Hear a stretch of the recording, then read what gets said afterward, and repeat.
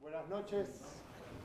Disculpen la demora. Tuvimos varios inconvenientes técnicos que nos fueron retrasando de una proyección a la otra, pero la espera bien vale la pena porque, bueno, hoy vamos a tener la oportunidad de escuchar y ver a alguien que en realidad no hace falta que yo lo introduzca mucho. Para nosotros en la Bienal es obviamente un honor. Ya tuvimos a una persona fundamental durante la primera edición de la Bienal de la Imagen en Movimiento, cuando pudimos presentar el libro de Jean Youngblood, y ahora está con nosotros Peter Kubelka. Para nosotros es importante porque se habrán dado cuenta que la Bienal tiene una naturaleza bastante mixta entre lo que es cine y lo que es video. Con Gabriela compartimos la idea de que hay un punto donde cine y video son la misma cosa, pero a la vez hay varios puntos donde el cine y video son soportes, son medios bien diferentes. Y es importante poder tener la oportunidad de escucharlo a Peter hablar sobre sus películas, porque instala un camino interesante desde dónde pensar el cine. Un camino desde donde pensar el cine que muchas veces en las teorías sobre el video se olvida cierta historia del cine experimental, ¿no? Hay muchas historias escritas o estéticas en los 80 y en los 90 sobre el video, sobre todo cuando explota el videoarte, que es simpático leerlos, ¿no? Sobre todo algunos, incluso teóricos bastante referenciados, importantes. Uno dice, pero a ver, acá está faltando una tradición de experimentación audiovisual que tiene muchísimos años. Entonces, poder volver y poder ir directamente a las raíces de este terreno de experimentación está bueno, y la verdad es que es una gran oportunidad tener a nosotros a Peter Kubelka. Peter. Thank you. Thank you. Thank you. Thank you very much. I will talk in English because it's easier for me now. I have not enough practiced my Spain, but I will throw in sometimes some Spanish words which are important for what I wanted to say. Also, now I have to say I will talk about a medium which can be called analog cinema, material cinema. Before it was cinema. Now it is a historic medium, and there are many people who believe it will be finished soon. I am not one of these. When photography came, people thought this would be the end of painting. When film came, people thought it would be the end of theater. When CDs, DVDs came, people thought it would be the end of concerts, and all that has not happened. Now everybody is sure the digital is here, and that's the end of cinema.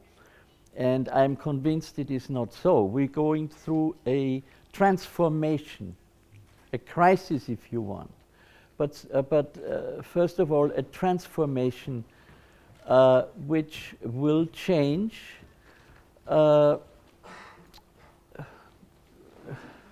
situation of an important medium, which I'm talking about cinema, has a hard core which can suggest thoughts in others which no other medium can say. And that alone makes it an art form which has to stay.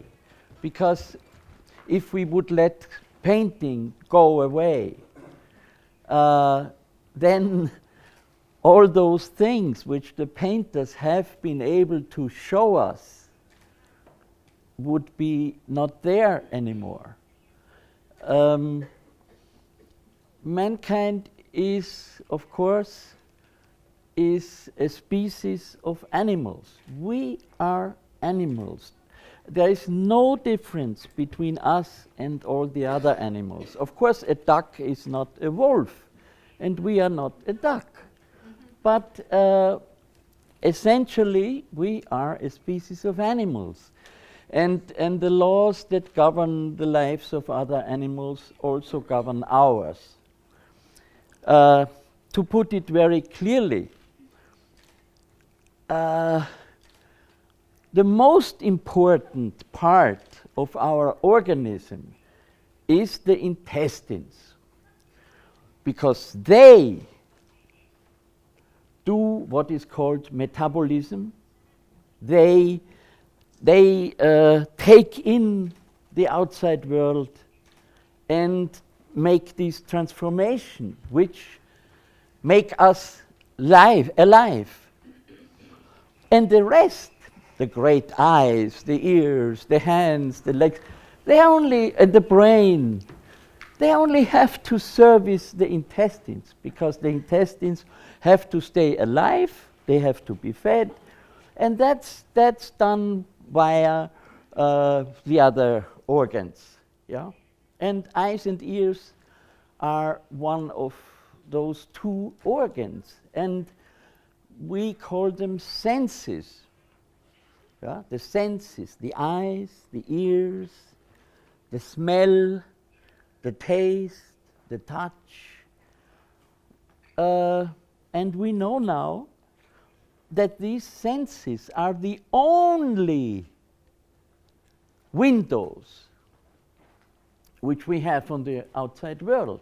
What doesn't come in with the senses is not there. We cannot deal with it. And so, again, to tell it very blunt, we don't know where we are. We don't know what is around us. We have some machinery, the senses, which give us some signals. And we try to make sense. How beautiful language is, yeah? To make sense is to use the senses with what we have, and that's not very much. But we poetize a wholeness, life, yeah? From these fragments which the senses catch and bring in, we construct a continuity. Yeah? Life goes on. I'm here. I think it's static, yeah, but it's not. You see, now I'm getting old, and sometimes these incredible streams of electricities which are necessary to see, to hear, to exist, are not as good as they were years ago. And therefore I know that I am not statically existing. You see, I'm still the result of an incredible complex process which is going on despite of me. I didn't do anything to deserve that. Here I cut.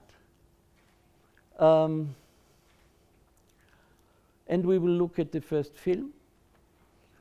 Film belongs to what is called medium, is a medium. It's a wonderful word, the medium, because the medium means middle. And the film is in the middle between you and me. And I have prepared this material thing, and I put it between us now, which means it's in the projection booth, but I don't do anything anymore with it. It's finished. I sit down, and now you look at the medium in the middle between us. Yeah, the word between will still come in and be important. So this film is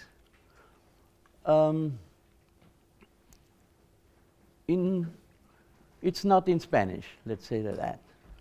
So don't be afraid to look at something which you are not guaranteed to understand, because we understand nothing anyway.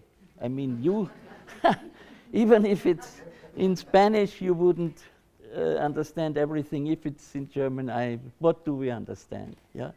When you see some Japanese people walking down the street, you have no subtitles on them. You see, you should have a right to understand them, but they ignore you. So you deal with it as an appearance of nature. And as such, watch please my film, and watch it with open eyes and ears. You don't need to theorize. Get it, watch it like real life. Yeah? This is my recipe. Okay, let's start. Thank you.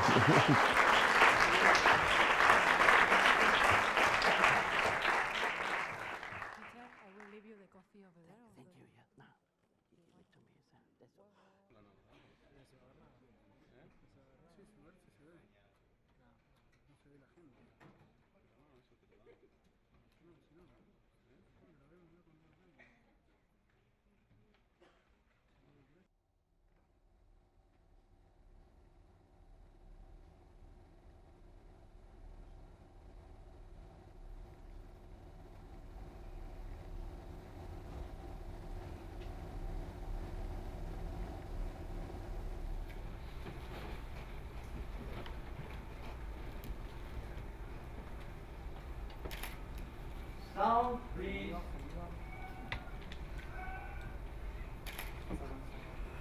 Wat kwam nu dat klooster? Van mij af. De Louis had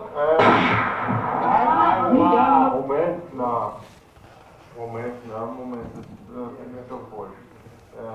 It's too low again. Also wenn der auf die ersten gehen würde und so schießen würde wie ihn, könnte nicht direkt... Also am nächsten Tag, da haben wir da drüben ein Warzenschwein geschossen. Was haben wir dann noch geschossen? Jetzt kommt es schon durcheinander.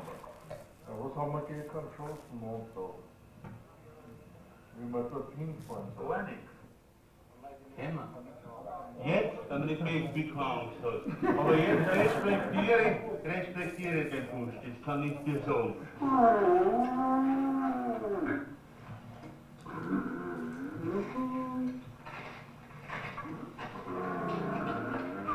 Krokodil?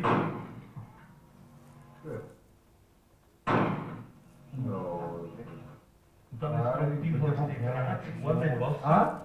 Und ist untergegangen und dann sind die Luftblasen hochgestiegen. Also zeigen da das schwere Krokodil.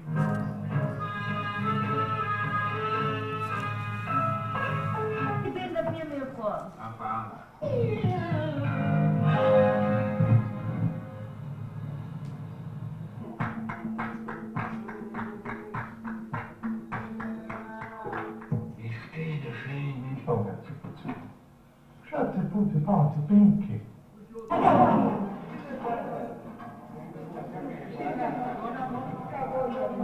So, jetzt wissen wir es. Vielleicht nicht enttäuscht worden.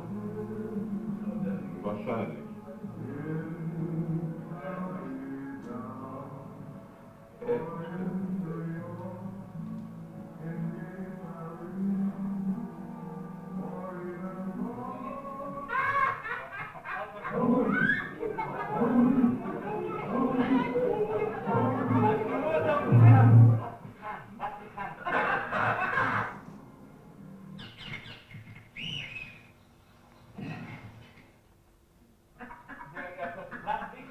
Das will ich heute nicht tun.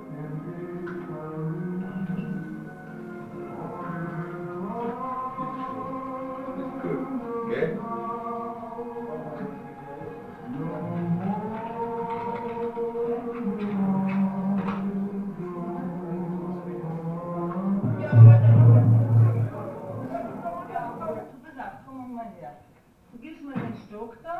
Und du kriegst von mir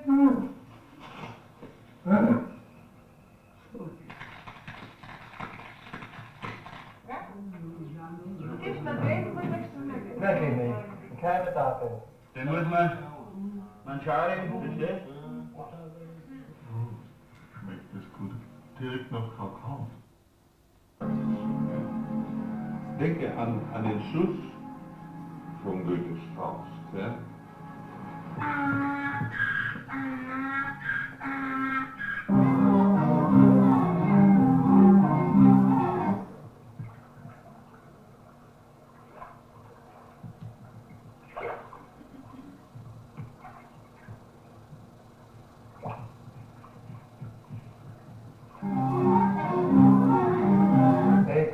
Jawohl. Nein. So. Nein. So. Gar nicht. Kijk. Zo. Nichts los.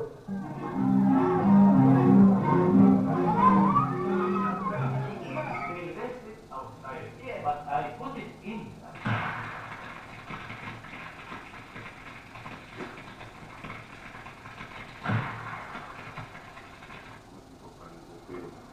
Ja, da haben wir das hinten, man ist zu viel. Das ist alles eine Klicksache.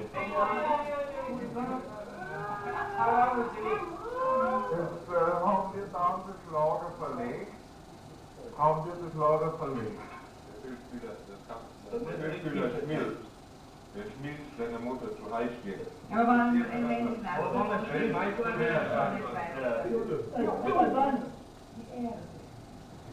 Die ganze Erde. Die Erde ist kalt. Ere.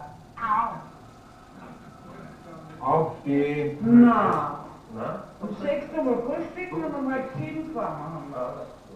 Vorne, das hilft eh nicht. Das ist nun ja das Problem. Etwas musst du achten, ja? Etwas musst du achten. Das gibt uns alle, wir achten es alle.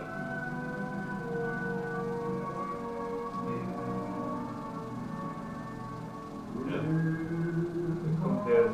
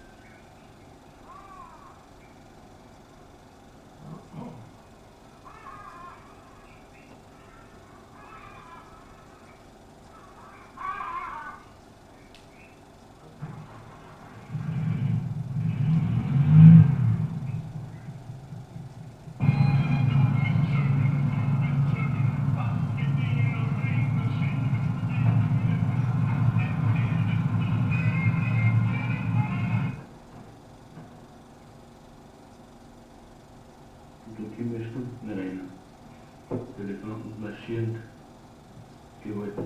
Also? Ja. Elefantenbahn zu marschieren kannst du nicht einholen. Kannst du auch ja noch rennen. Die haben ein derartiges Marschtempo. Zügig, oder? Elefanten mit der bloßen Hand erwehren unser Gesang.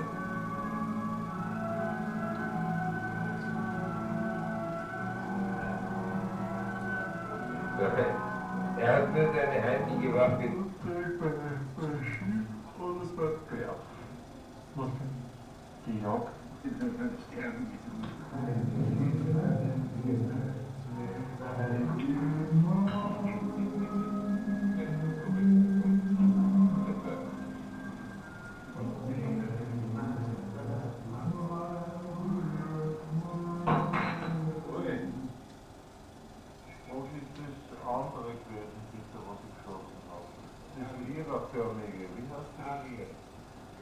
Jan? Tian.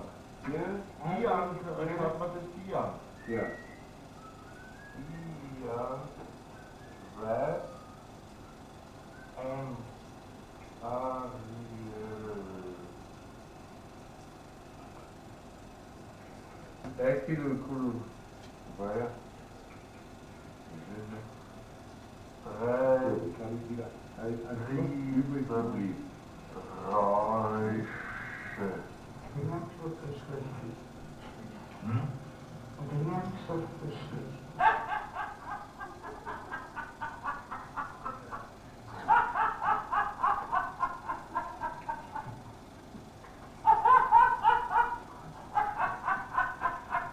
Ja, das ist wirklich alles, was dazu vielleicht nicht, aber ich bin erzogen worden als Bruder.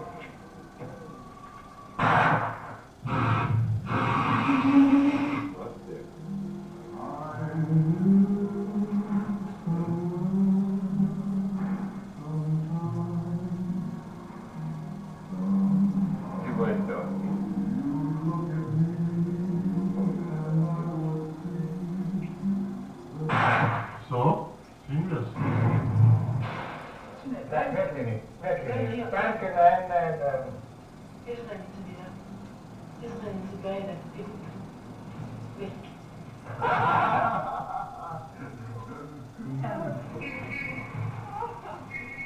Pass auf, darf ich dir den Anschluss einmal schildern will. Die Löwe.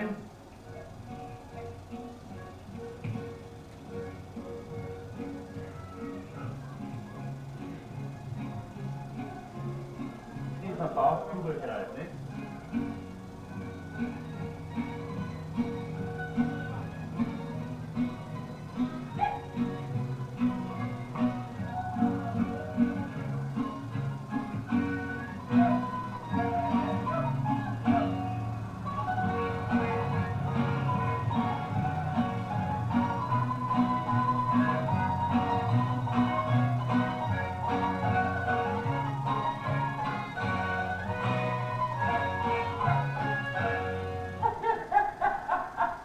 So, das war der Montag. Jetzt gehen wir weiter. Das ist Dienstag. So, was haben wir da schon? Das war er nicht. Absolut nicht. Den Schluss vom Fouls zweiten Teil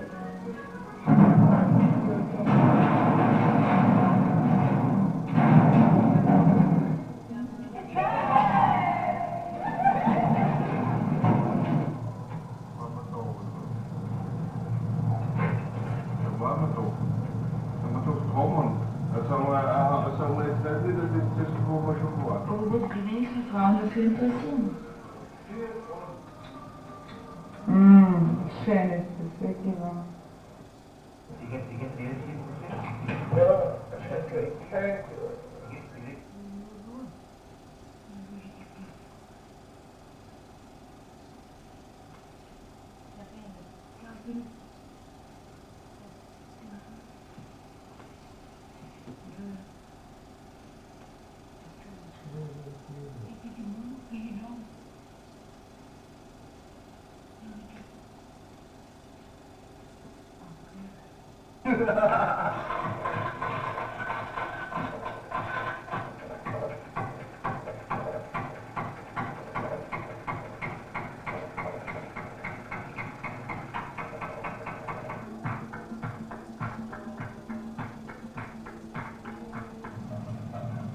I like to visit your country.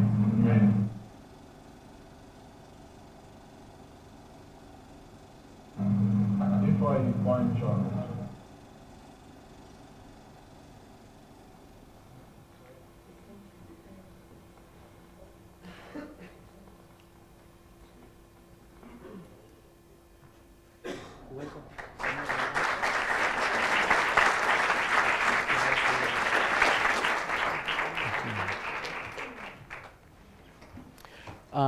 I'd like to have this.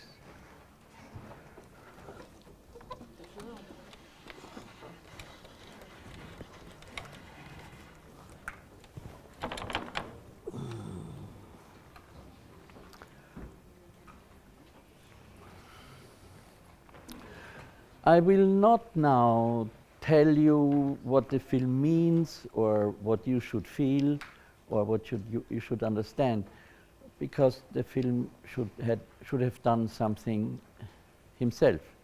I will tell you, or try to tell you, to illustrate a little bit why the film has spoken and what was my approach.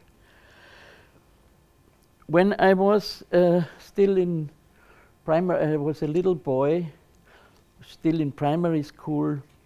I went home once from school, and I was watching, there was a tree, and there was a little bird, and the bird was going to land on the branch, and the branch was thinner than my fingers, and the bird came and softly sat on this branch, but in the moment it touched this branch, I heard exactly in that moment where he touched softly, I heard boom, boom, boom, boom, a huge noise.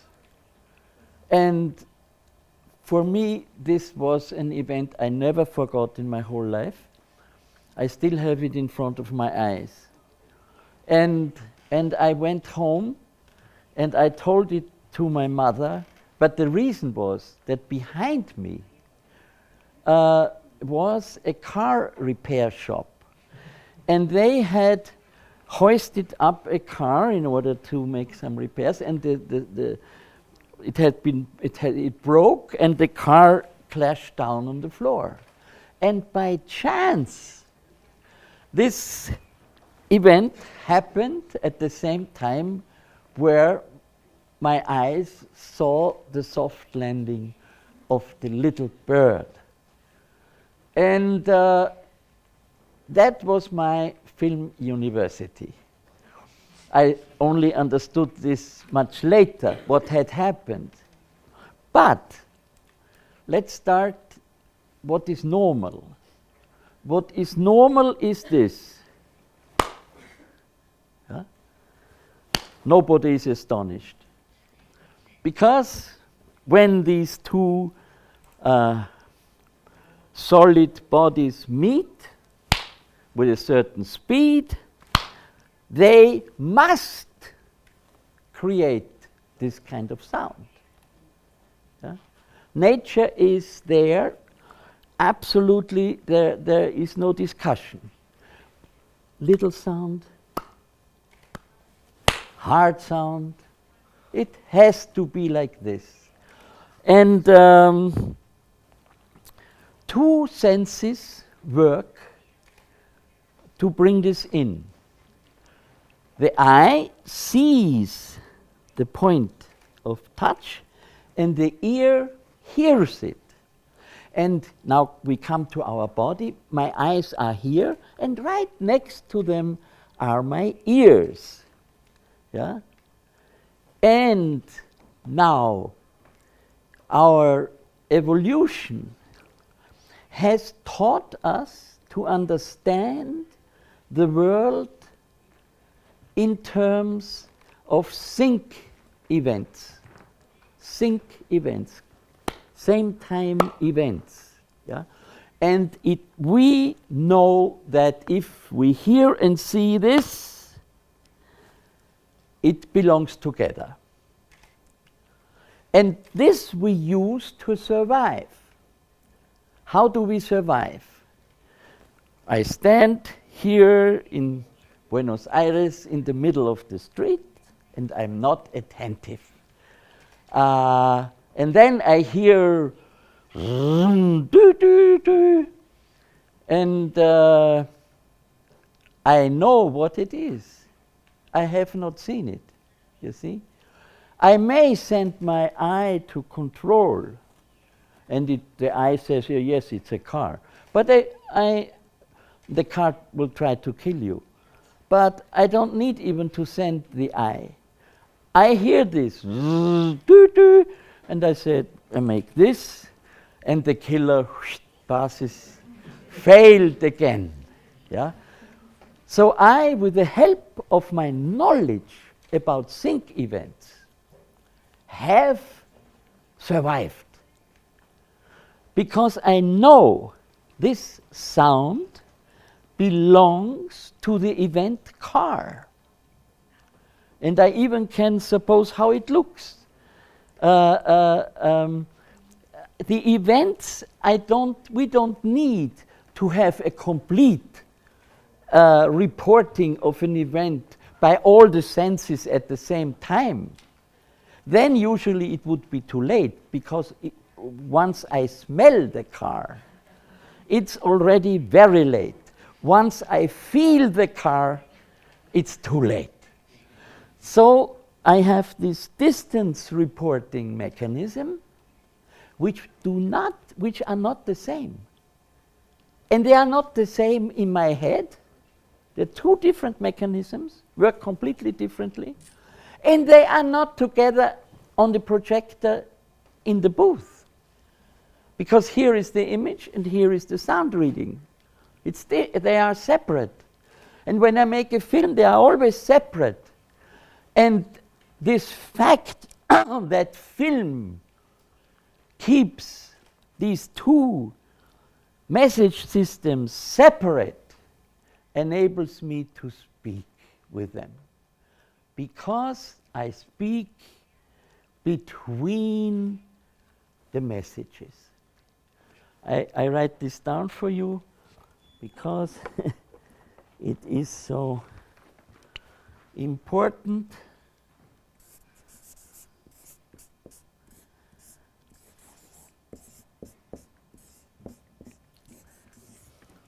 Oh, this I can do also in Spanish. Entre. El cine habla entre los mensajes de los sensos. Entre. And this is not just cinema. This is all media. All human communication is always between the elements, not the elements themselves. The old Greeks already said nature likes to hide herself. And it took me a long time to understand that, you see? Because you don't, if you are alone in nature, you know nothing. You die immediately. We only survive because of this long and successful evolution of we are like the leaf on the tree, the beneficiary. And the leaf knows how to deal with the weather, and we know how to deal with cars. So, entre, we have that now. I give you some more in this direction. Now I become active. This thing with the bird and the noise happened already because this, when I do this, I have my both senses, eye and ear, focused on the same event. In my youth event, my eyes were focused here, but my ears also, as ears do, the two senses are completely different. The ear listens all around me and brings in every change in the material situation, which means when you see, in order to survive, like the car situation, we have to analyze every new event which comes and is not yet analyzed. You see? When I duck, see? Duck. Yeah? Everything is quiet, and then I hear this click, but I have already analyzed and I see it's not dangerous. Would I hear now the clicking of a pistol made ready? I would have to look, or I would have to act or I would maybe die. So we have to analyze every new situation. And the new situation occurs when movement occurs, because the pistol is moved by loading. He clicks with his fingers, moving. Movement. If there is no movement, now language becomes our teacher. It is still. You see, the same word still goes for visually still, hold still, and acoustically, be still. Don't talk, don't make a noise. And if you don't make a noise, you don't move. So the ear is the warning system of a situation which changes. And the eye is a completely different sense. It is used by the brain just to make sure. The ear test says car, the eye says all right. Now, this is all outside now. I show you something.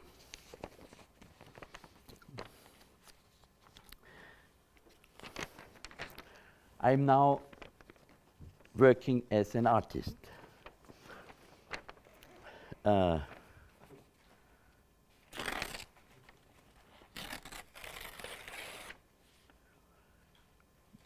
That's nature.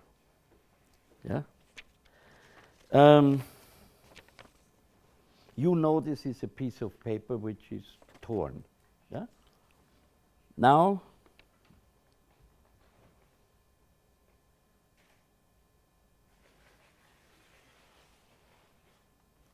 what was it? A piece of paper which is torn.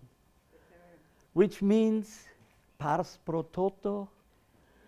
I don't need two messages to identify an event. Yeah? And now comes something which I cannot imitate. Cinema can do this. Tear the piece of paper without making a sound. Yeah? I have every movie, every sound movie is half silent movie. You see? Now,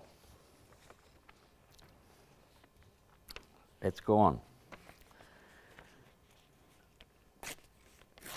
Boring, redundant nature. Yeah? Now I try to make a film. Ah! Ah!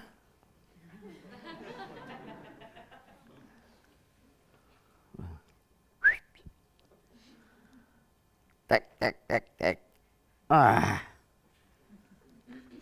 See? I mean, as stupid as this is, but it talks.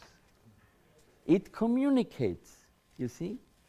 In between these, you compare. Now we have the next important word, compare. We give it an extra page because it's so important.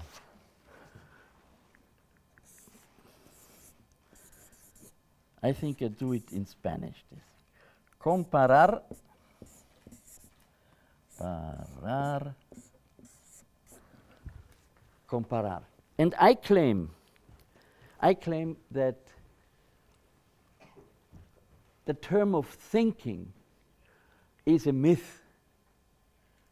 Everything our brain is capable of doing and does for us to survive is compare A against B. This against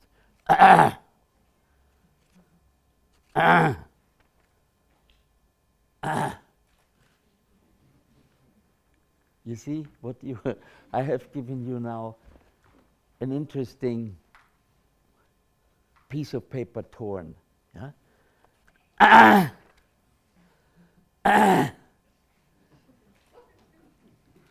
See how simple we are. And we cannot help. We cannot help. When I told the story with the bird to my mother, she was very amused. She says, ha ha ha, yes, that's funny. So, we come to the next term, and the term is called metaphor. Metaphora.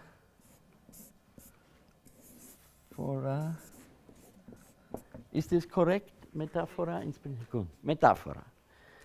Metaphora I use, it's very interesting because metaphora is used by linguists.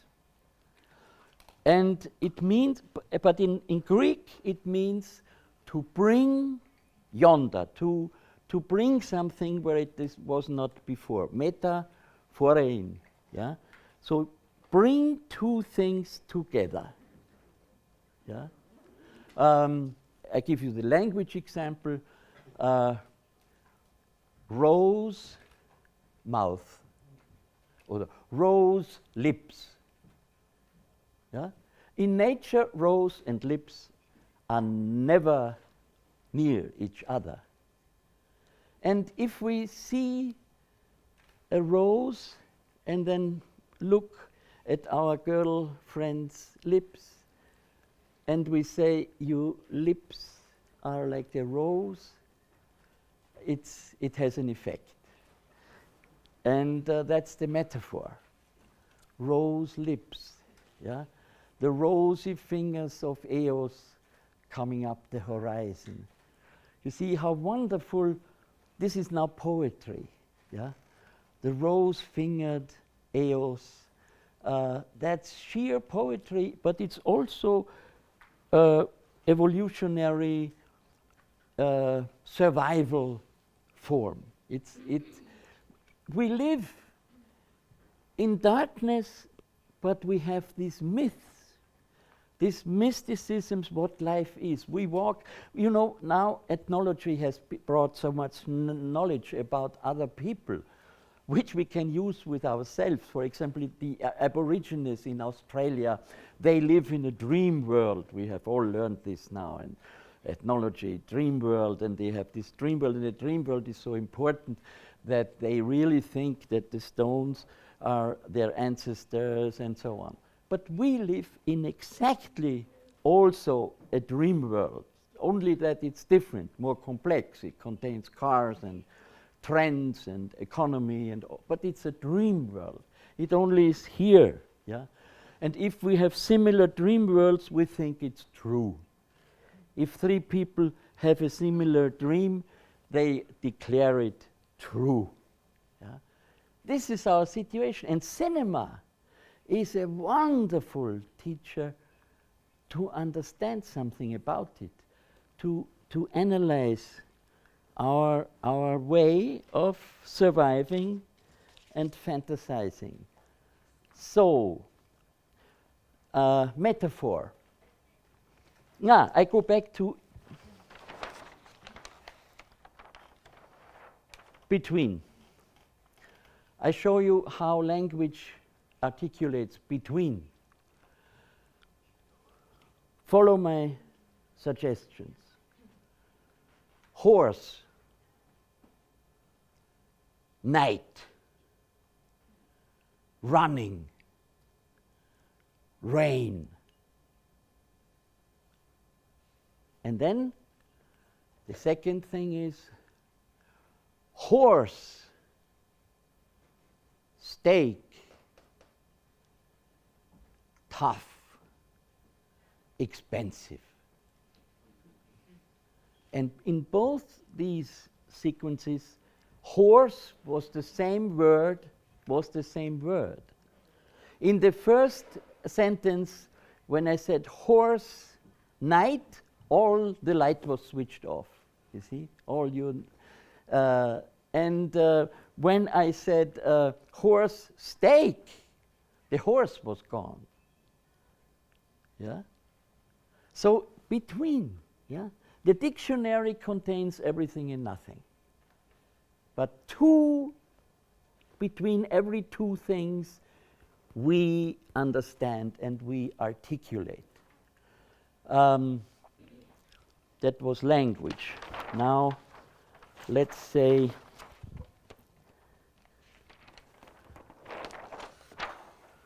painting.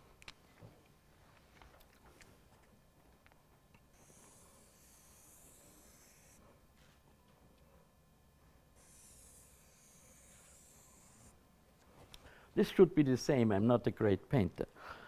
So what is this? What is this? We don't know. But when I do this, already a hunch. When I do this, aha. So what is this? This is a round face. This is a face. Yeah? And I say now, you'll see. I use the same form, but I make like this.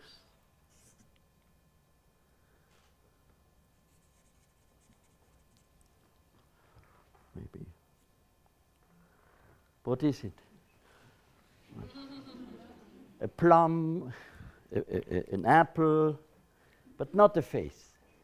But it has the same element. It's like horse and stake and horse and run between the elements. So, music. I'm coming to demonstrate that everything is relative, you see? It's all relative. Music, what is this? Bam. Bam, bim, bam. So what is bam? Bam is home. It's home, because I walked a little bit out of my little village to look at it from above, and I went home again. Yeah, that is our classic music, 1,000 years of musical speaking. Dim bam. So bam is home. Now comes another composer and says, no, no, no. Bam, bam. Oh my God. What happened? Bam. I can hardly stand to stay there because I want to go home. Dari. Yeah? The leading tone, the seventh tone, ba-bi, bam, biddle-dam, the old way. Bam, bim, completely different. See? Everything works like this. And cinema also. And now I show you how Africa Reise works.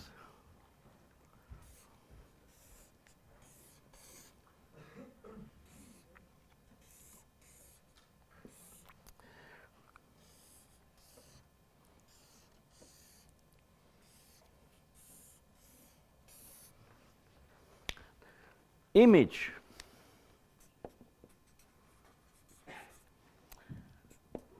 It speaks between image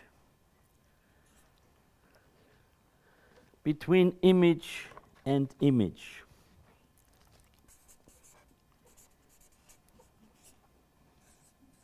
We are already at my film now.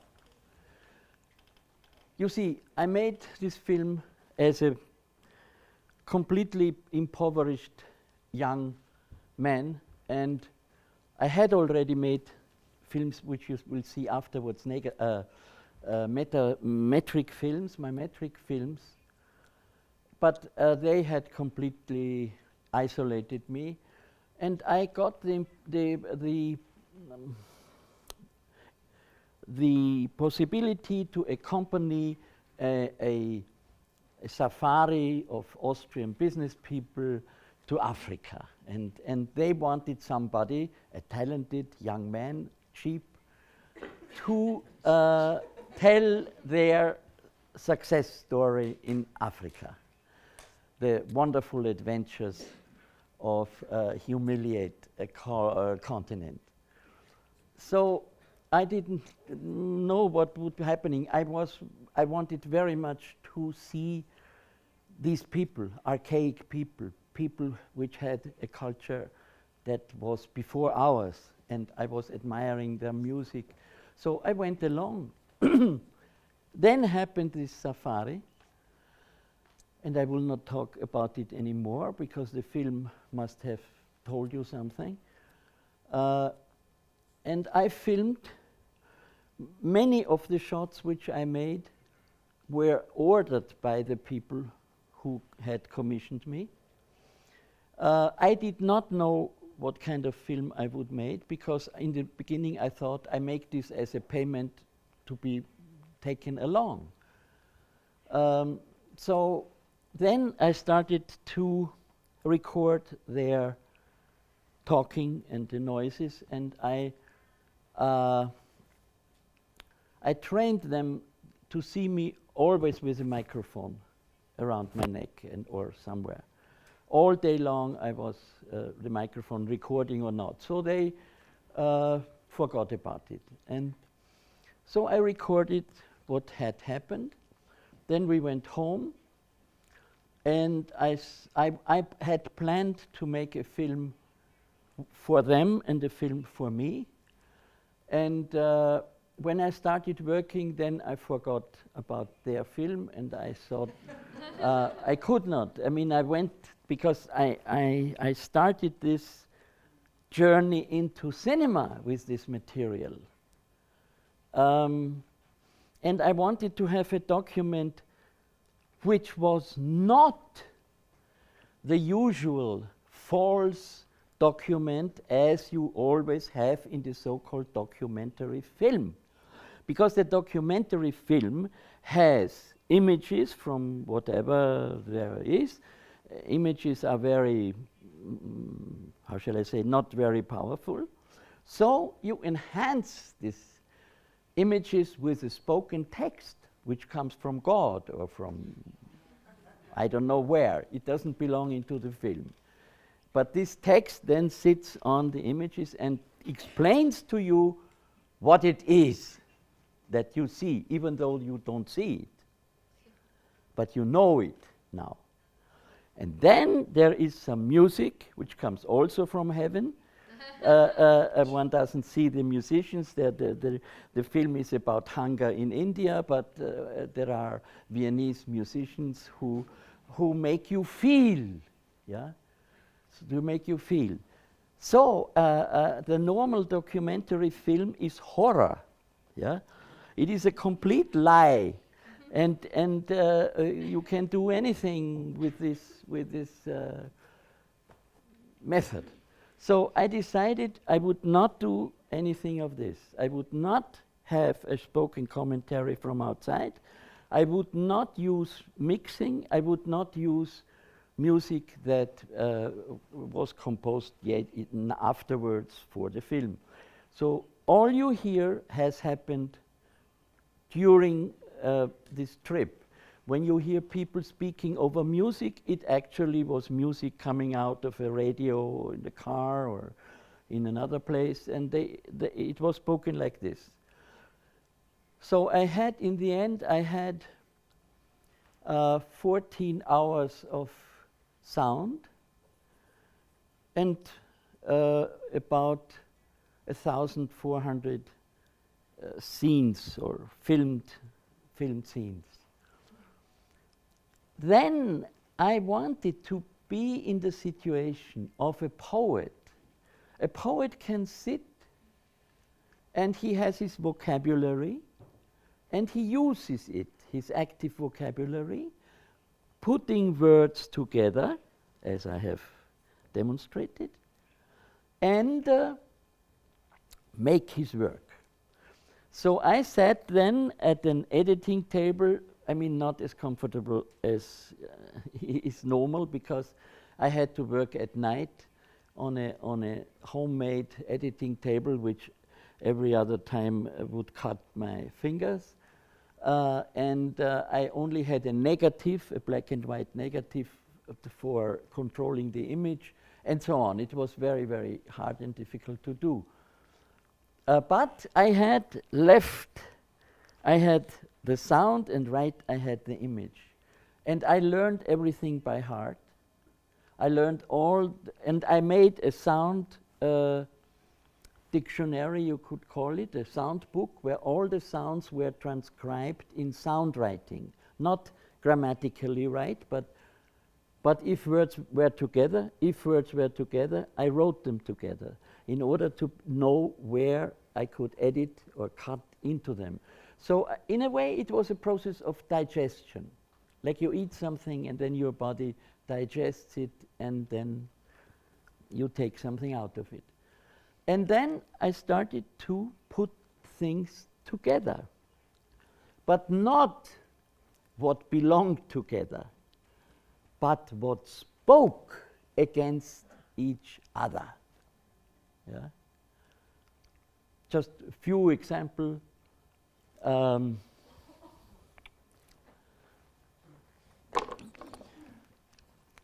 You see a shot. You see one of those hunters shoot. You have this, you see? And of course, you don't need. Why? This transmits everything. The dangerousness, the killing, yeah? And then I had my sound archive. And I had various sounds that I could fit, I found out, with this and the smoke coming out. And one was so, yeah? A tired voice of somebody writing a diary and writing about absolutely uninteresting things. Yeah? And he would say, so, was haben wir da geschossen? What did we shoot? And when I have this together, I cannot now pantomime it. But you will see it again when you see the film. I will repeat the film. Also, I mean, I want to say if somebody gets tired or is not interested enough, I'm not offended if somebody leaves, but I would like to work for people who are into cinema and so if I'm too long, please forgive me. So there, film speaks between image and sound. See, this is one of the betweens, and this is one of the cinematographic metaphors, because I bring the visual from one side, from this shooting scene, and the others from the diary writing scene, and it says, so. There is another scene where you see first the white hunter shaking the hand of one of those miserable, poor black niggers, yeah, and you hear dum dum dum, yeah, absolutely in sync, yeah, and it makes it says great white hunter, miserable niggers, because whenever he touches them and he shakes their hands, then they make this glorious sound. Boom, boom, boom, boom. Boom, boom, boom, boom, boom. Yeah. Then I have another shot where you see the arm of a zebra. So the first thing, boom, boom, boom, was, of course, the metaphor image sound. Now comes the metaphor image. You see a zebra foot moved with the same speed as the hand of these hunter and black people were moved. Does it also this? And the same sound is there. And then, but you don't know why. So you think he shakes hand to the blacks, but he also shakes hand to the zebra. And then you see a little more, and you see that the zebra hand shakes because they take the skin off. Yeah? I mean, this is a scene which can very easily be described in words and overlaps with a possibility of literature, but it illustrates this image against image. Then there is image against sound, sound against next image, and sound against next sound. And this is all there is to cinematographic grammar. This is all there is.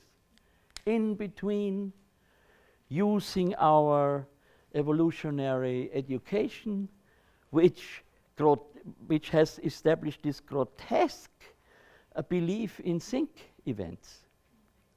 Yeah? Because my youth sync event with the bird and the car, so what? I mean, it's ridiculous.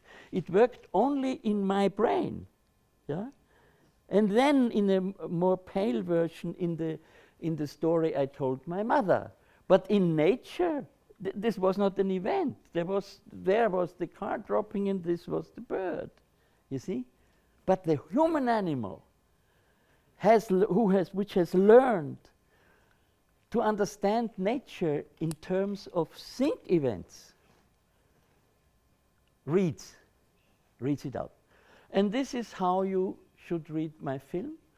And if you're ready up there, Gonzalo, we can, the sound was good, it's a very good clear sound, and have it a tiny bit less, just a little bit less in volume. So, put this.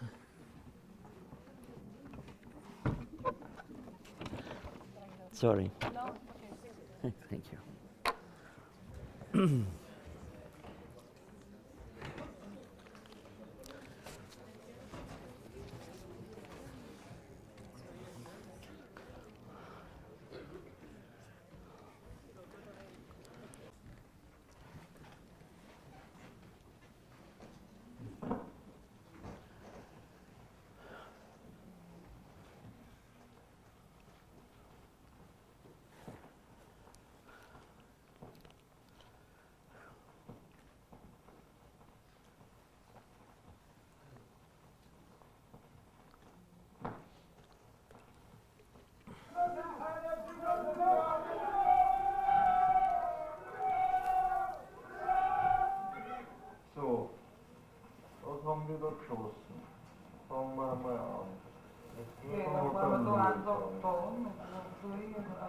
Der Louis hat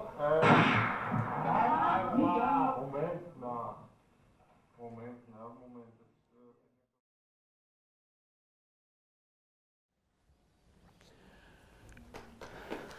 Yeah, okay. Thank you.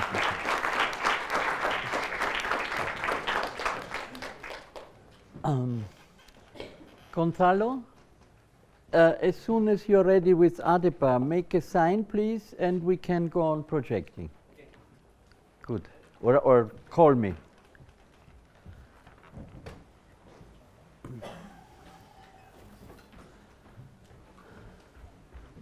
It's okay with the time. Yeah? Okay. Good.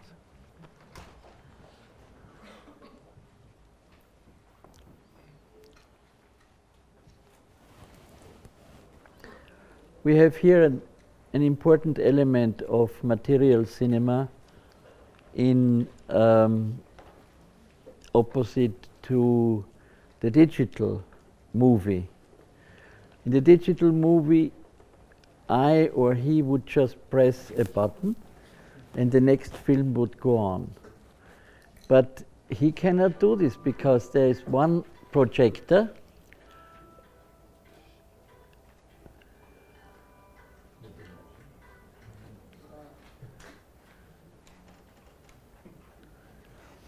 and he has this strip and he has to take one out and he has to take the other in.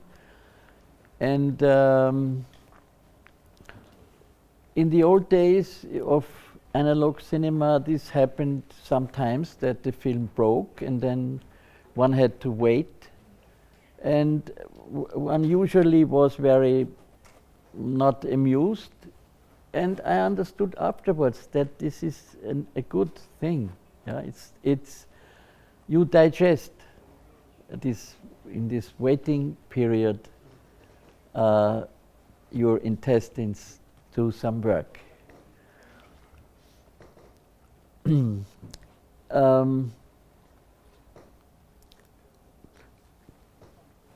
To say, I don't want to speak before a film about the film, so we will look at Adebar as soon as ready. Peter, we're ready. Good. The sound should be, we didn't have time to make a rehearsal, this is why. The sound just normal level, yeah? Not too loud, not too soft.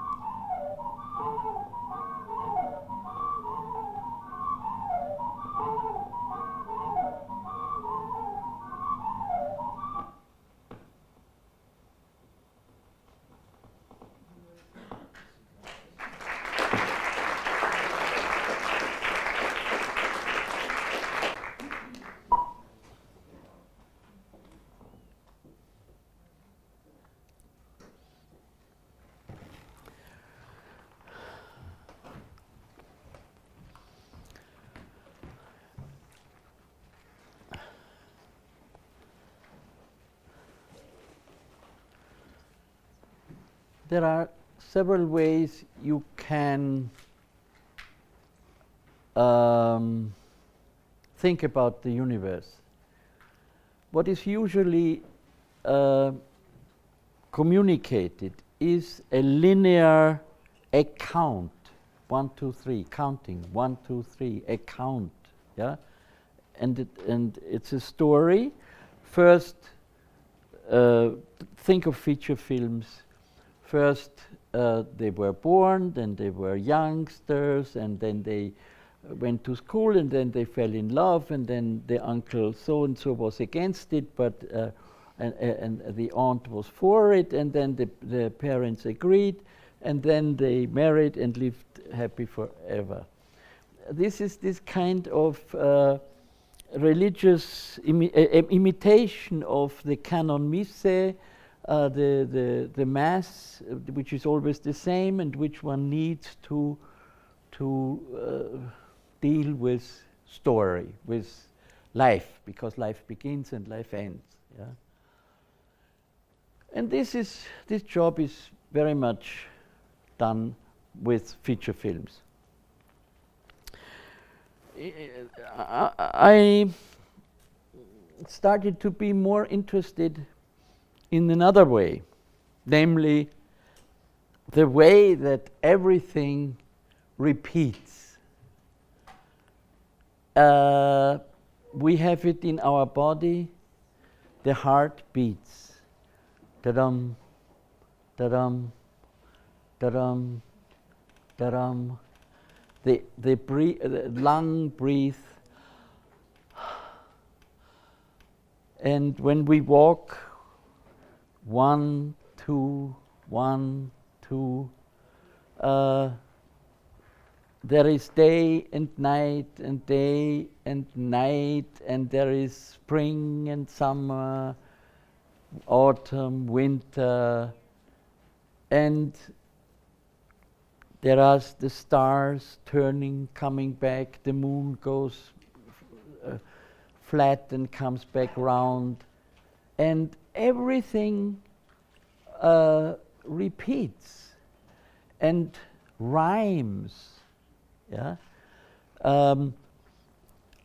As I speak here, there is no movement of my hands which I have not done many times before. Yeah?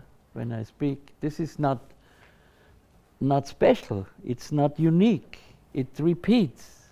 Yeah, it repeats. It repeats. It repeats.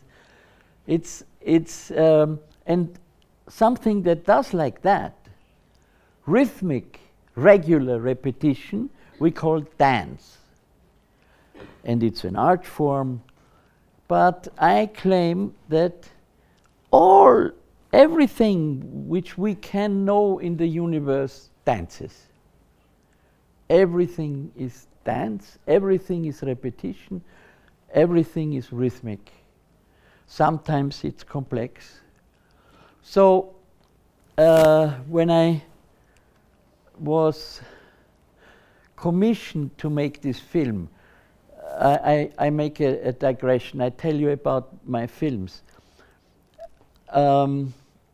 I started filmmaking, or think of myself as a filmmaker, like a shoemaker or something, when I was 17 years old. And I just wanted to make films and sell them and make a living of it and make a new film and then sell it, make a living, make a new film.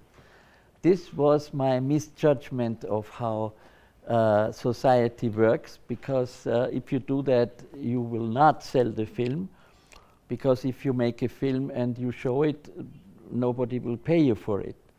And they even will not let you show it if you don't do it as the others do. So I had to live my life as a filmmaker, at least the first 30 years, as a criminal, because I stole my films. I accepted a commission, and then I made something which I thought was better than what these people wanted, but they didn't believe it. And so I had to leave the country, and the African people, they had lawyers, and it was not easy. So in this, but and I don't tell this because I see myself as a hero. It's I was more like a child molester, that when the temptation comes, you cannot stop yourself, you know. And when I worked with film, I forgot about the people who commissioned me. I was so fascinated about where this ship could get me, you see, to places where never anybody had been before. Because if you like this film, you have seen or not, no other medium has ever shown you something like this. Because film enables already, see, film comes in a strip which has already a regular succession of images.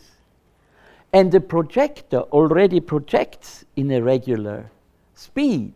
So it asks for you to make metric, measured, rhythmic events.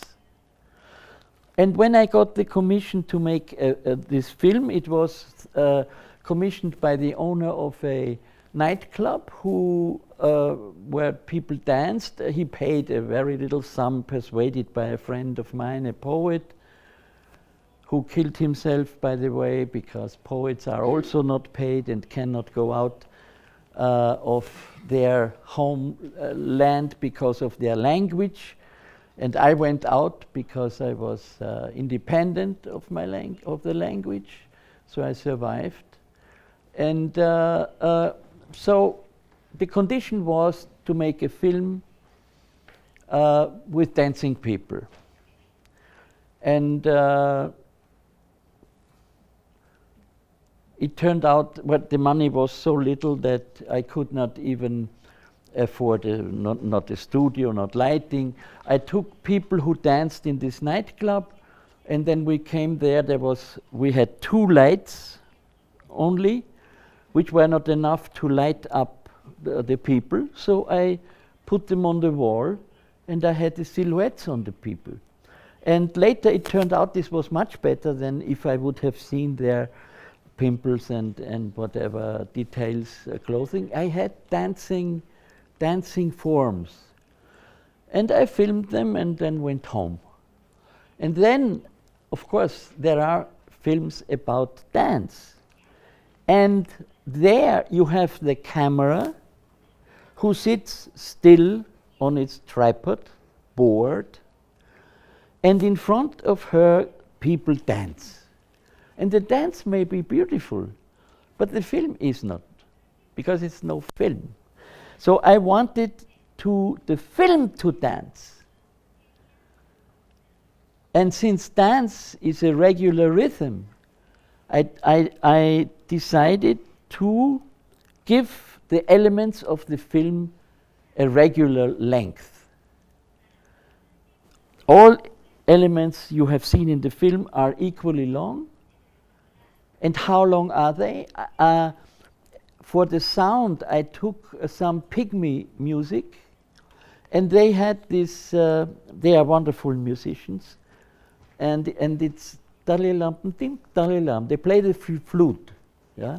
And I found this phrase dalilamtim dalila dalilamtim dalilalalim, and then I took out the main articulatory instrument for the filmmaker, my scissors.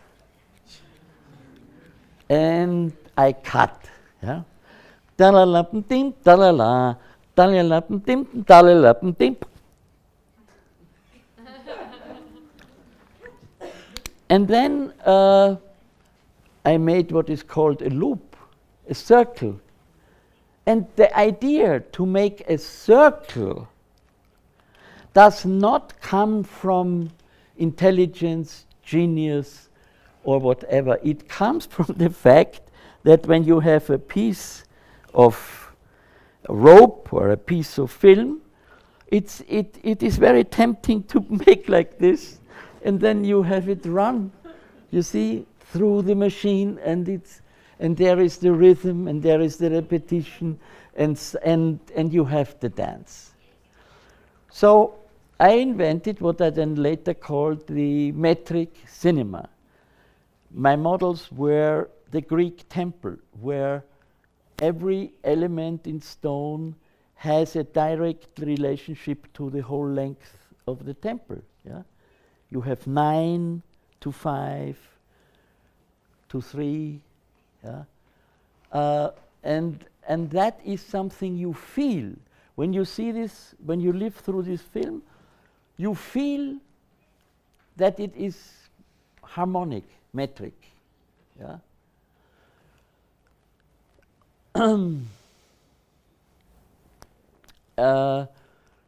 In print, I eliminated all details, and I decided, you see, when you are an artist, you have competition.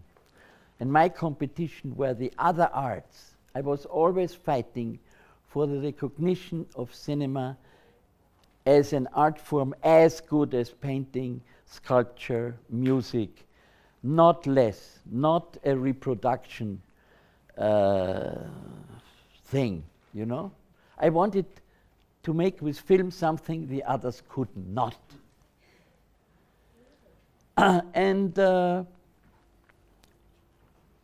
so the painters have this wonderful frame, and they can work for years on one frame.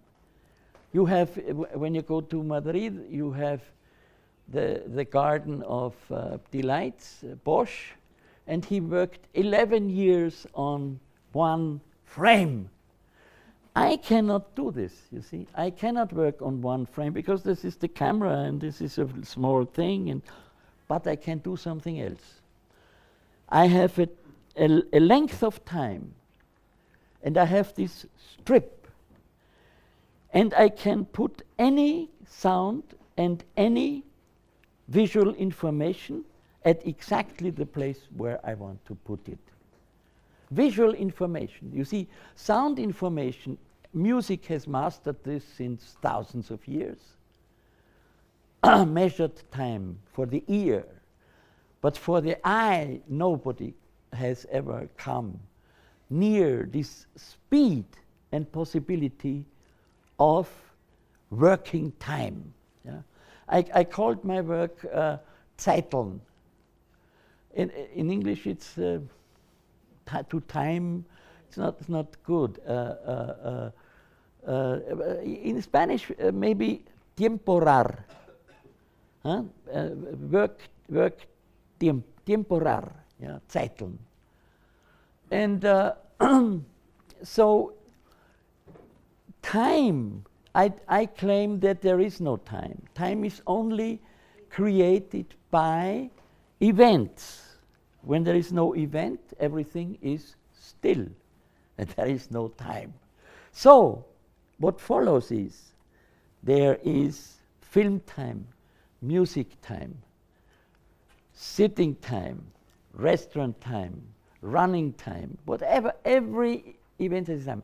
And to create time with cinema is something very special. Yeah? Are you ready, Gonzalo? Let's go again, please.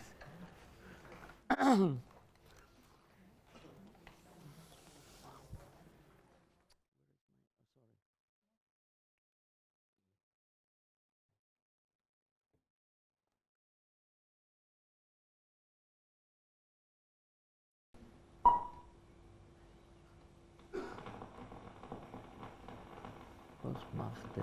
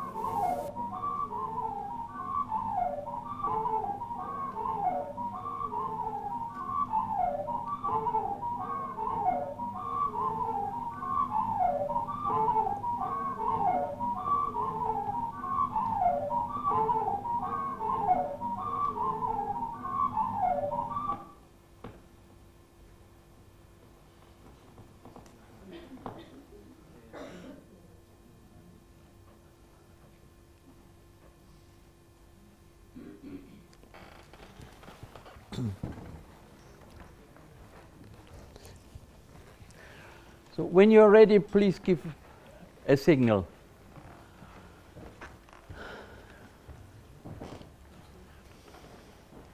I wanted to get even with the painters. You see, the painters have this possibility to work every square inch of the surface, which I don't. But the painters cannot work the time of the viewer. They have no power over the time of the viewer, which I have. So, in order to achieve harmony in the film, visually, I did not do what Eisenstein tried and fell on his nose when he tried to equal the painters with very specific compositions. Yeah, you can never compete with a painter in terms of image. I mean, you take Chagall, and he feels his uncle should be upside down, so he's upside down. Yeah, and a painter is absolutely in power of every light situation, and so why compete with them? You just get the bloody nose. So I took every shot and made, from the negative, I made a positive. And I had everything in positive and negative. And then in the film, I showed all the elements, which are of course equally long, or half or double. I showed them the equal amount of time, so that everything meets with everything. And in the end of the film, every square centimeter of the screen has received the same amount of light. Because what is 1 second black is in the other second white. You see, so I achieved a harmony in light, not in a static image, but over the whole length of the film. This harmony is not established when the film is not finished. Would I cut the film before it's finished? Not everything would have been there. Of course, you see, I cannot expect that people notice this at first viewing, maybe not at the 10th viewing, but you feel it. You see, we have so many sensual systems of which we do not really know. You see, thinking is not done with the brain. If it were so, you could explain piano playing to somebody, and he or she would go and play the piano, because you know exactly how it's done. And it doesn't help a thing to explain piano playing.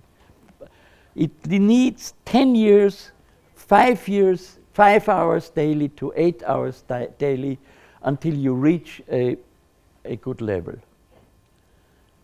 Where's the brain? Yeah? There is body intelligence, there is rhythmic intelligence, which has to do with movement, and so on. So film can dig into activities of non-literary thinking, which are wonderful to work upon. Yeah? And you are in a world which no other medium can give you. Are you ready? We're ready. Good. Let's go with Schwäche. Please, hello. The focusing doesn't quite work because you focus also on the title, which is too short. Focus on the numbers and on the dirt on the screen, yeah, and let it be there. And you don't have to go so much soft. And the sound should be normal, not too loud, not too, and don't change too much when it's running. Okay.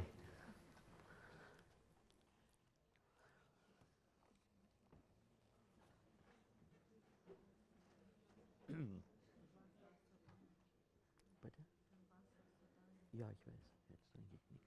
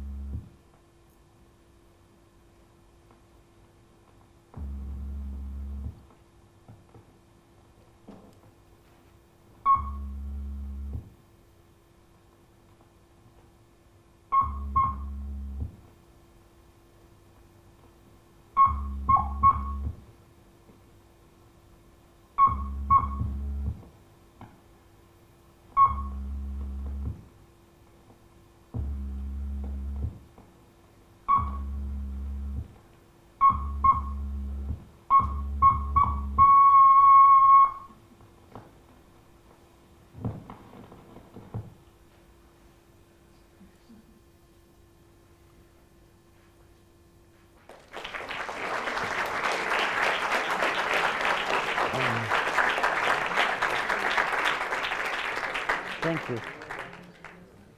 you. Maybe the best thing I tell you how this film has come to be. I was recommended to the owner of a big brewery, which is called Schwächerter in Vienna. And he had a reputation of art collector and friend of the arts. And I went there and talked to him about cinema and what I thought I would like to do of cinema and something I have told you here. And he said, yes, but you know, film, but we give you a chance. My son runs an advertising agency, so, and we will give you a commission and you make a film for us and then you show your talent and then we will see what happens afterwards. So I had no choice. I said, all right. And then there were talks with these people, and it turned out they wanted me to shoot a film where, as they said, they would hire the most beautiful girls, the beauty queens of last year, and they hinted that I could also have my choice in that activity. And then they rented the most expensive restaurant in Vienna, and then they wanted the girls to drink beer out of champagne glasses, as they said, to lift up the image of the beer. And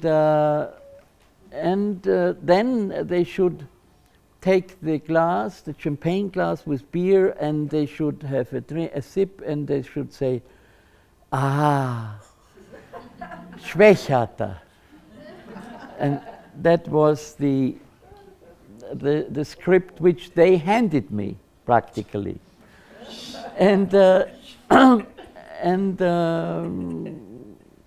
then I said, you know, and then they gave me this, and then they said, but you know, you are a young artist and we want to do something for you, so we really want you, we want that you are really happy with what you're doing. And I said, but I'm doing nothing. You gave me all this, and so this is not really what I would think. So they said, doesn't matter. You go home. We meet again in 6 weeks, and then you think everything over, and you come and we talk again. Yeah? And then it dawned on me what talent means when they said if I had talent. And talent means that you are ready to sell out. You see, that means talent. You are talent when you do what people think you should do. So it turned out I had no talent. And I came back, and they said, so, you see, are you happy now? And I said, yes. And they were very astonished, and they said, yes, we have these girls, they drink, they say, Schwächerter. And they said, yeah, but you see, we want you to go to festivals, and it must be your work. And I said, yes, it's my work.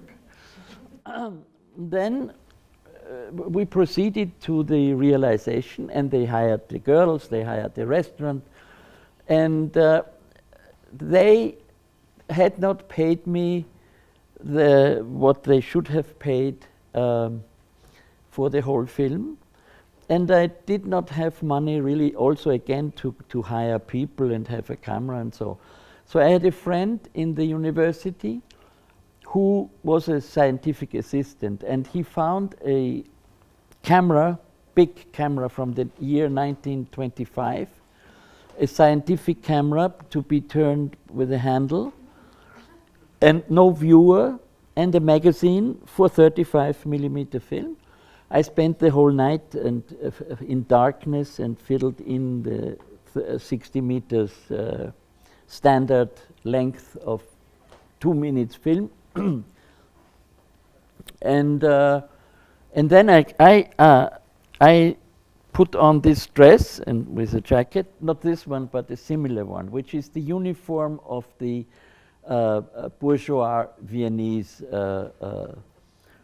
well-to-do middle-class person, you see. And this was, I called it mein Schutzanzug, which means my protection suit, because it protects you really against people who would suppose that you are an unsafe citizen, you know.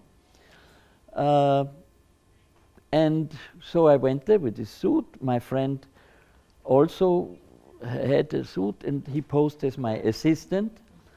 And then there were the girls, and there was also a specialist from the brewery who had to watch me. He had to watch that I really do what they wanted, which I was ready to do. And then I put the camera on beer chest, on beer containers, symbolically, you know, beer film. Instead of, didn't have a tripod, so it was beer containers. And then I started to go, and the girls started to act, and then my film had run out after 2 minutes. I mean, there was a 2 minutes time. I stopped, of course, it was not just 2 minutes, and I tried to get some of the things into the camera without really knowing what came in, you know.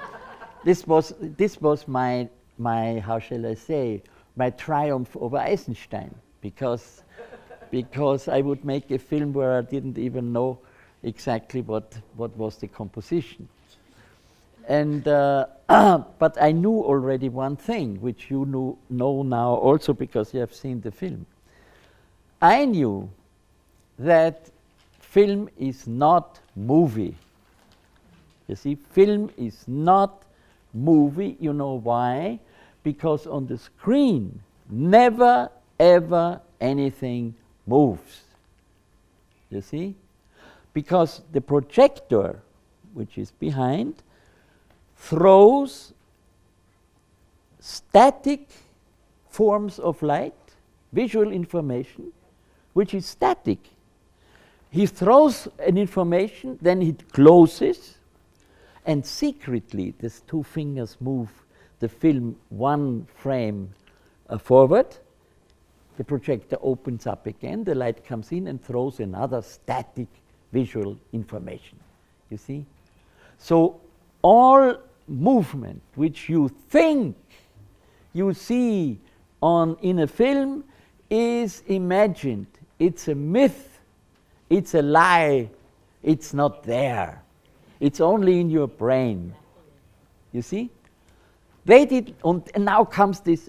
I always, I had two, of course, in my triumph, which only lasted a short time because I had to leave the country after this. But my triumph was that I had unchained my own atomic explosion, because the visual energy was something nobody had ever seen. And on the other hand, it was like David against Goliath, because the expert of the beer people had read the classic film books, which says film is movement. And they believe that what you film is the film. You see? What you film, that's the film. And I did everything they asked me to film, so they thought they had won. And and then I went home. I mean, it was not that easy, and started to think about the film I wanted to make. And at that time, my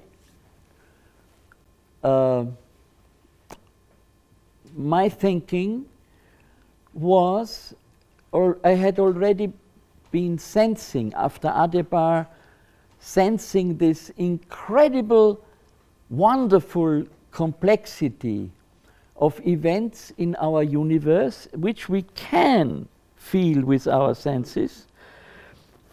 And my models, but it's not chaos. It's very complex, but not chaos. My models were from my youth. I used to be a cowherd in the holidays in summer, and I had a friend, Mesner Franzi, and we would go herding cows, and then we would build a fire, and then just sit and look in the fire. And the flames display a rhythm which is absolutely, you cannot prove repetitions. It's so complex because it takes into account the forms of the wood and the wind and everything. Another model was when we went home with the cows over the bridge in Taufkirchen an der Bram, where I grew up. I always used to stop and watch the water. And there was this running water. And it was my first cinema. These were my first cinemas, you see. And the water was, of course, dependent from the form of the stones underneath, and there was a source, and then another source, and then they came together, and that was what interested me. You see, there was form A, and there was form B, and then they came together, and they interspersed. You see, namely A1, B1, A2, B2, A3, B3, A4, B4, A5, B5. Yeah? And this is what I did with this material I had. I made loops, and I made 12 films. Also, I kept absolutely to the specifications of the film industry, namely a publicity film had to be 1 minute exactly long. Yeah? And the film industry always thought 1 minute is not much. I knew a minute has 60 seconds, and every second for me are 24 possibilities of putting a visual information on the screen.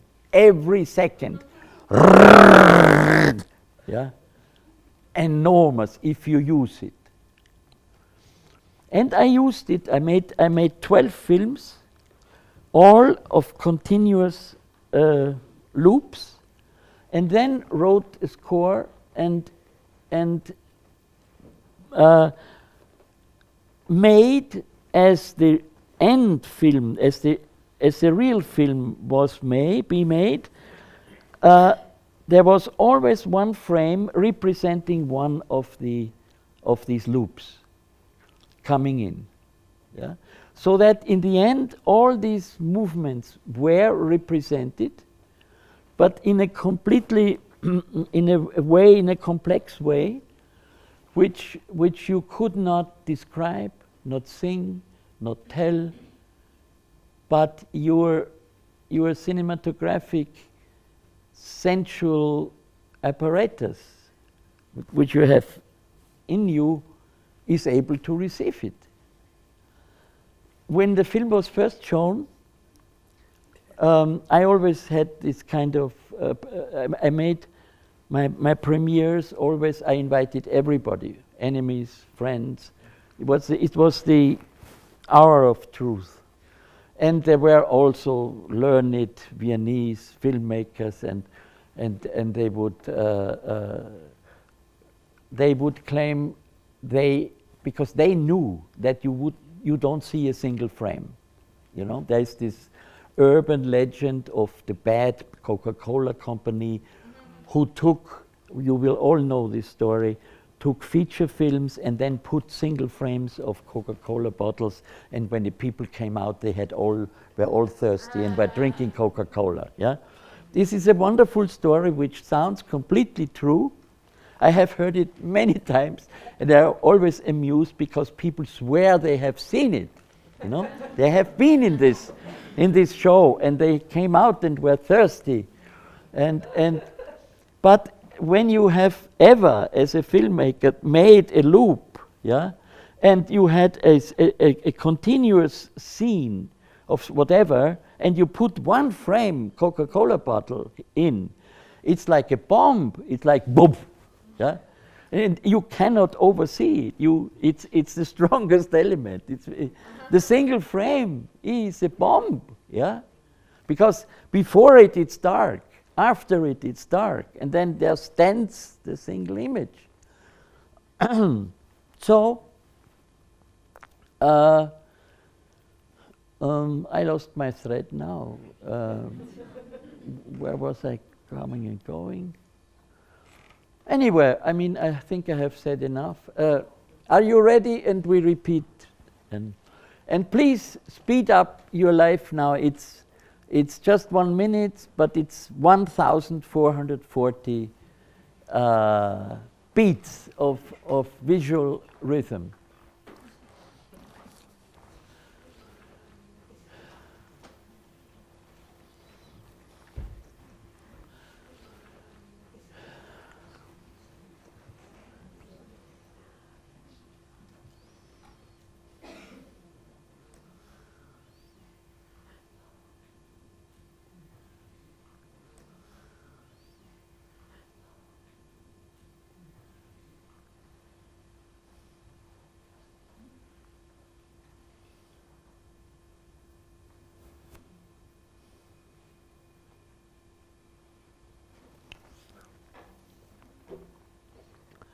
This is not by me. This is the normal trailer which is on every print before the film starts.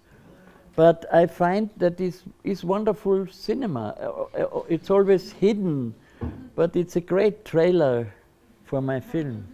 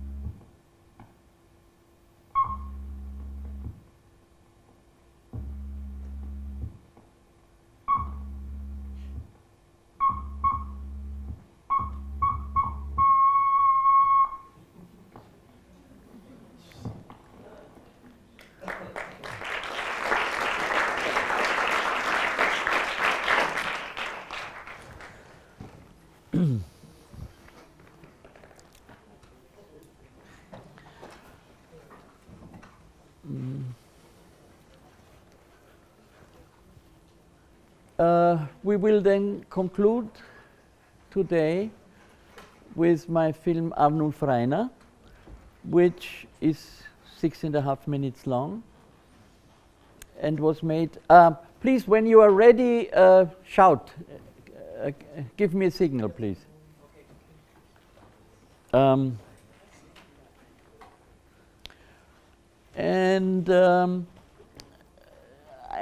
I will not again talk about the film beforehand, but I don't want to talk afterward also. And so just some information.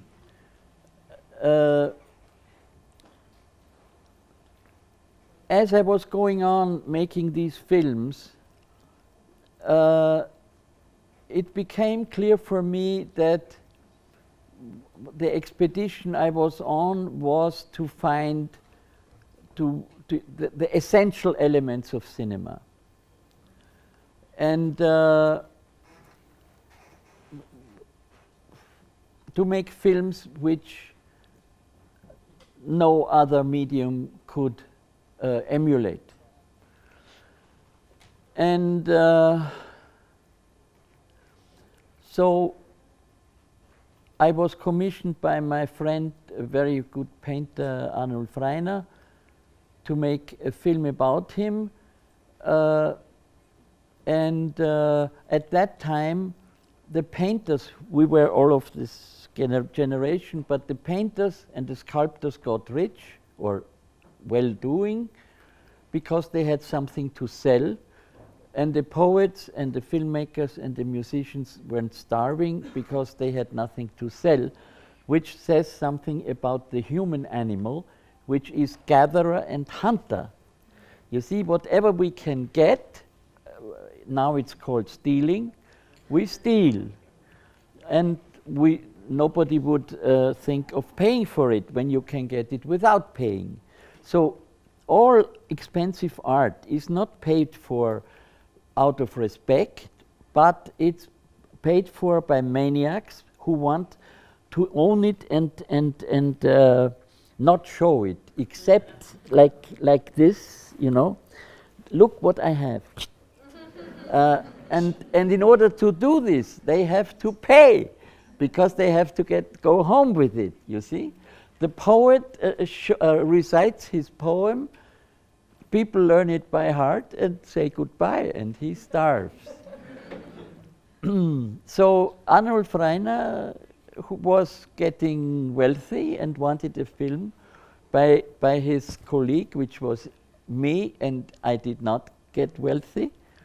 So he paid a little something, and I started to shoot some imagery, him painting, and so. And then I quit doing this, and I realized what I really wanted to make is the film you are going to see. And I made this film in the year 1960. And in 2012, which is 52 years later, I found cinema in this great crisis, that all over the world the projectors were thrown away, and everything changed into digital. I have nothing against digital, but it is a different medium. The only thing I want to say, digital is not a harmonious continuation of material cinema. It is something completely different. And so I made another film based on Arnulf Rainer, which I will show tomorrow, in fact, and I will I called it Monument Film, and I will explain more also toward material cinema tomorrow. But now you will see the film as it was done in 1960. Gonzalo, are you ready? Yeah. Good.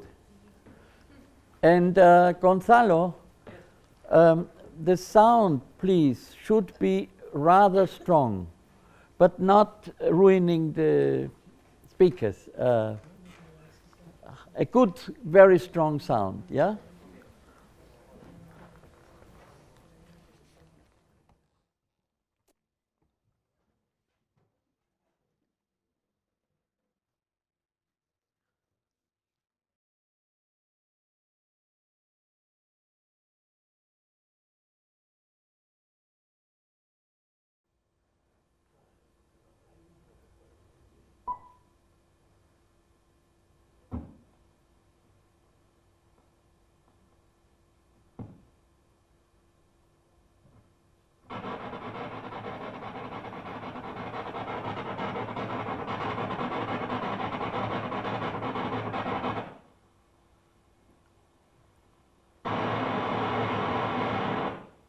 More sound.